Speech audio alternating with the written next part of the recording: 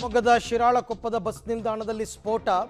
ಅಂಗಡಿಯ ಬಳಿ ಬ್ಯಾಗ್ ಅನ್ನು ಇಟ್ಟು ಹೋಗಿದ್ರು ದಂಪತಿ ಅಂತ ಗೊತ್ತಾಗಿದೆ.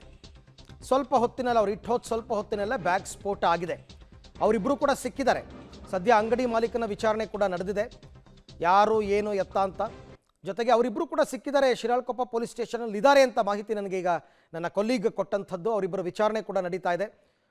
ನೋಡೋಣ ಇದ್ರ ಬಗ್ಗೆ ಏನು ಮಾಹಿತಿ ಕೊಡ್ತಾರೆ ಅಂತ. ಈ ಬಗ್ಗೆ ಮತ್ತಷ್ಟು ಮಾಹಿತಿ ನನ್ನ ಕೊಲೀಗ್ ಶಶಿಧರ್ ಅವರಿಂದ ಪಡೆಯೋಣ. ಶಶಿಧರ್, ಈಗ ದಂಪತಿ ಕೂಡ ಈಗ ಪೊಲೀಸರ ವಶದಲ್ಲಿದ್ದಾರೆ ಅಂತ ಅನ್ಕೋತೀನಿ. ಜೊತೆಗೆ ಅಂಗಡಿ ಮಾಲೀಕನ ವಿಚಾರಣೆ ಕೂಡ ನಡೆದಿದೆ, ಹೌದಾ?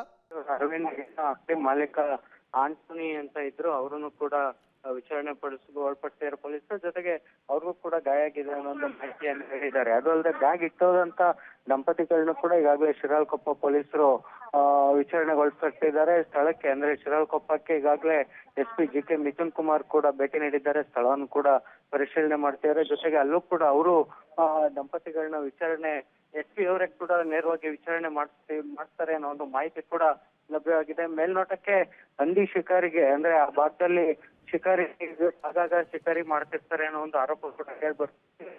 ಹಂದಿಗಳ ಕಾಡು ಪ್ರಾಣಿ ಅಂದ್ರೆ ಜಮೀನಿಗೆ ಬೆಳೆ ನಾಶ ಮಾಡೋದಕ್ಕೆ ಬರ್ತಂತ ಪ್ರಾಣಿಗಳನ್ನ ಬೇಟೆಯಾಡೋದಕ್ಕೆ ಸಲುವಾಗಿ ಈ ಒಂದು ಸಿಡಿಮದ್ದನ್ನ ತಂದಿದ್ರು ಅನ್ನೋ ಒಂದು ಮಾಹಿತಿ ಮೇಲ್ನೋಟಕ್ಕೆ ಲಭ್ಯವಾಗಿದೆ. ಪೊಲೀಸರು ವಿಚಾರಣೆ ನಂತರ ಹೆಚ್ಚಿನ ಮಾಹಿತಿ ಲಭ್ಯವಾಗಬೇಕಾಗಿದೆ. ಓಕೆ, ಥ್ಯಾಂಕ್ ಯು ಶಶಿಧರ್ ತಮ್ಮೆಲ್ಲ ಮಾಹಿತಿಗಾಗಿ.